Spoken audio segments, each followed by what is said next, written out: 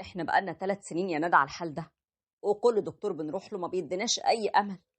علشان كده احنا لازم نبعد. انت ايه اللي بتقوله ده يا كارم؟ انا لا يمكن ابعد عنك ابدا. ده كان رد فعل مراتي لما عرفت اني عقيم. ايوه، كل الدكاتره قالوا كده، وساعتها قلت لها ان احنا ننفصل. ورغم انها تمسكت بيا، لكن وجع قلبها كان على ايديا انا. ايوه يا جماعه، ما تستغربوش، انا رغم كل ده جرحتها ووجعت قلبها قوي. وقبل ما تعرفوا الحكايه واقول لكم على اصلها وفصلها من البدايه، بدعوكم الاول تعملوا لايك للفيديو وتشتركوا في قنواتنا حكاوي الدنيا وحكاوي الدنيا 2 وقضايا حكاوي الدنيا، وتفعلوا زر الجرس على الكل عشان يوصلكوا دايما كل جديد من فيديوهاتنا. ده لو انت معانا على اليوتيوب، ولو كنت معانا على الفيسبوك لايك وشير لو حبيتوا الفيديو. وبينا نبدأ حكايتنا. انا كارم، اتجوزت ندى، وندى دي الإنسانة الوحيدة اللي حبيتها، وكانت أول حب في حياتي. عشت معاها أجمل 3 سنين، والكل كان بيحسدنا على علاقتنا مع بعض زي ما هتشوفوا كده. كل ده تأخير؟ قلقتني عليك قوي يا كارم. معلش حبيبتي بقى، بس هنقول ايه؟ حضرتك اللي أخرتيني، كنت بدور لك على الشوكولاتة اللي انت بتحبيها. نعم يا أخويا، انت بتلف لها على الشوكولاتة وهي هنا ناقص تنزل تدور عليك بمنادي؟ لا لا لا لا، انت لا يمكن تكون اخويا ابدا. ده انا زهقت منك ومن مراتك وخلاص، فاضل لي شويه وخلص عليكم. اضحك اضحك يا سامر، طب على الاقل اعمل زيه بدل ما تزهق منه، ولا ايه يا ندى؟ الله، عاجبك كده؟ عاجبك اللي عملته؟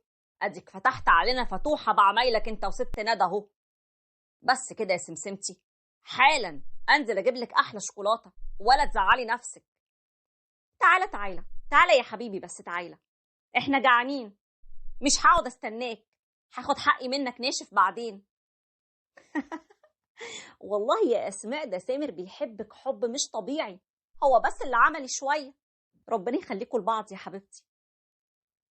ورغم سعادتنا دي اللي الكل كان بيحسدنا عليها، كان في حاجه مهمه قوي بدأت تقلقنا بعد ما عدى وفات شهور ومفيش حمل حصل. وبدأنا بقى، بدأنا المشوار، نلف ونروح للدكاترة وناخد العلاج وإيه المشوار يا دوت اللي كلكم عارفينه. وساعتها الكل أجمع إن المشكلة عندي أنا. ورغم كده ندى عمرها ما اتغيرت معايا، عمرها ما حسستني إنها متضايقة أبدا يا جماعة. بالعكس، دي كمان استحملتني كتير، واستحملت نفسيتي اللي كانت تقريبا في الأرض. تعالوا أوريكم إزاي. بقولك إيه يا حبيبي، ما تيجي نطلع رحلة كده نغير جو أنا وإنت، إحنا محتاجين لده قوي. لا معلش يا ندى، مش وقته، أنا مش فايق دلوقتي ولا فاضي. يعني وراك إيه بس؟ أنا شايفة إنك مضغوط، مودك ما بقاش حلو خالص يا كارم. وأنا كمان بصراحة زهقانة قوي، وحشني نتفسح معاك. علشان خاطري يا كارم توافق. طبعا ليكي حق تزهقي، كان زمانك دلوقتي معاكي اللي يشغلك. اسمعي، انت مش مجبرة تكملي معايا، تقدري تكوني وتعيشي حياتك وتكمليها.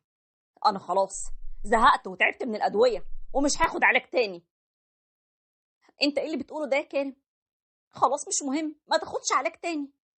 انت عندي بالدنيا كلها، وثانيا مفيش اي حاجه بعيده عن ربنا يا كارم. وزي ما قلت لك، لو موضوع العلاج ده مضايقك والله بلاش منه، انا كل ده ما يفرقش معايا. المهم عندي انت وبس. انا بحبك قوي. انا كمان بحبك. اسف يا ندى، انا ما قصدتش اتعصب عليكي، انا بس حاسس اني ظلمك معايا قوي، والاحساس ده مخليني دايما مضغوط. لا يا كارم، اوعى تحس بكده، انا وجودي معاك باختياري، مش اجبار ابدا.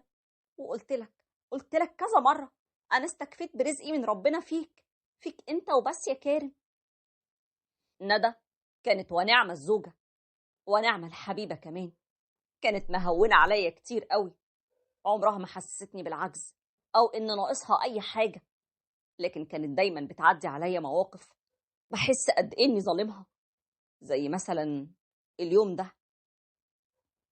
روحي شوفي انت اللي وراكي يا اسماء، وانا هسرح شعر ملك. بتعرفي يا طنط ندى؟ يا سلام، طبعا اعرف. امال ايه يعني، انا صغيره ولا صغيره؟ انا كنت بقعد بقى واسرح للعرايس بتاعتي كلها. تعالي كده هوريكي دلوقتي شطاره طنطك ندى، هسرح لك تسريحه انما ايه، تجنن.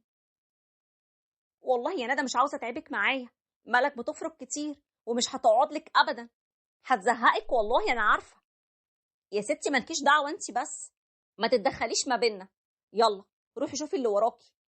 ملوكه دي بنتي انا، وليا فيها زيك بالظبط ولا ايه؟ طبعا يا حبيبتي طبعا، انا عارفه انت بتحبيها قد ايه. ربنا يعوض عليكي، اللهم امين. انا ببقى شايف حبها لاولاد اخويا قد ايه، وفرحتها بيهم وهي حتى بتسرح لهم شعرهم. ساعتها بتاكد من ظلمي ليها، انها من حقها تكون ام زي اي حد في مكانها.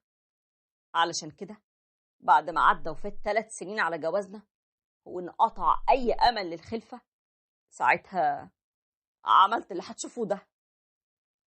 بقولك يا ندى، انت بقالك كتير قوي ما رحتيش عند مامتك وباباكي، ايه رايك تروحي تقعدي معاهم يومين؟ انا عارف انهم بيوحشوكي. يا سلام، وده من امتى ده بقى؟ ولا انت بقيت تزهق مني خلاص يا سي كارم؟ لا يا ندى، اوعي تقولي كده تاني ابدا. انت فاهمه، انا عايزك دايما تبقي متاكده ان مهما حصل هتفضلي طول عمرك اول واخر حب في حياتي، ولا حبيت غيرك ولا هحب غيرك. ما انا عارفه يا حبيبي، وانت كمان كل حياتي. انا والله بهزر معاك، وبصراحه يعني مستغربه، اصل اول مره تقولي اروح ابات معاهم وتوافق كده عادي على طول من غير ما انا اتحايل عليك. انا كده كده اصلي هتاخر في الشغل اليومين دول، فبدل يعني ما تقعدي لوحدك، يعني تقضي لك يومين معاهم وانا هبقى اجي اخدك. خلاص يا حبيبي ماشي اتفقنا، بس ما تتاخرش عليا بقى. انت عارف انا خلاص ما بقتش اعرف انام غير في اوضتنا، واطمن قوي وانت جنبي. ما تقلقيش يا ندى، حاضر، انا مش هتاخر عليك يا حبيبه قلبي. يا ندى انت حبيبه قلبي، سامعه انا بقول لك ايه؟ حبيبه قلبي. كانت بصالي باستغراب، وانتوا كمان اكيد مستغربين، مش عارفين انا ناوي على ايه. وفعلا زي ما طلبت مني عملت، انا ما تاخرتش عليها ورحت لهم تاني يوم على طول. بس انا ما رحتش لوحدي. ايه يا كارم، مش قلت هتسيبني يومين؟ جيت النهارده ليه؟ ايه ده، ومين اللي معاك ده؟ ده ده ده المأذون يا ندى. نعم، مأذون؟ يعني ايه؟ هو ايه يا ابني اللي حصل؟ هي ندى مزعلاك في حاجه ولا ايه؟ ما تفهمنا في ايه وتاخد وتدي معانا في الكلام. هو حتى يا اخويا لو مزعلاه ايه لازمه المأذون؟ جرى ايه يا كارم؟ ما تتكلم يا ابني، قول لي في ايه. لا حول ولا قوه الا بالله. سامحوني يا جماعه، انا اسف يا عمي، سامحيني انت كمان يا طنط. وانت يا ندى، حقك على راسي من فوق، بس انا مش قادر اعيش معاكي اكتر من كده، مش قادر افضل معاكي وانا ظالمك وحارمك انك تكوني ام. هو انت مين قالك انك ظالمني؟ انت ابني ورزقي في الدنيا دي كلها، انا مش عايزه حد غيرك، انا مش فارق معايا اي حد ولا حتى الخلفه. ما تعملش كده فينا يا كارم، ما تعملش كده ارجوك. استهدى بالله يا ابني، احنا نفسنا اتكلمنا كذا مره مع ندى وفتحنا الموضوع ده اكتر من مره، وهي رافضه تبعد عنك، وخلتنا احنا كمان نرضى ونسلم لقدر ربنا. معلش يا شيخ اتكلم معاه، بنتنا رافضه الطلاق تماما. يا ابني ان ابغض الحلال عند الله الطلاق، ارضى بنصيبك وبرزقك. راضي والله يا شيخ، اللهم لا اعتراض، لكن انا مش هرضى الندى بالظلم ده ابدا. طيب انت يا بنتي فكري كويس، وعسى ان تكرهوا شيئا وهو خير لكم، يمكن هو ده الخير. لا يا شيخ لا، انا متاكده من قراري وراضيه بيه، راضيه برزقي في جوزي. ايوه، رزق العالم كله اتحط فيه هو. انا مش عاوزه اتطلق، لا يا كريم ما تبعدش عني ارجوك. انا اسف يا ندى، المره الوحيده اللي مش هقدر انفذ لك فيها طلبك ابدا، مش هقدر عشان بحبك وعاوز مصلحتك. انت طالق، طالق يا اغلى الناس. وطلقتها. ومن كتر ما كانت حالتها صعبة قوي رفضت تقعد قدامي وهي بتردد ورا المأذون الصيغة. بس حسيت من صوتها وهي بتردد لما كانت في الأوضة التانية دموعها ووجع قلبها، واديتها طبعا كل حقوقها. وبكيت على فراقها لحد ما عدت سنة كاملة.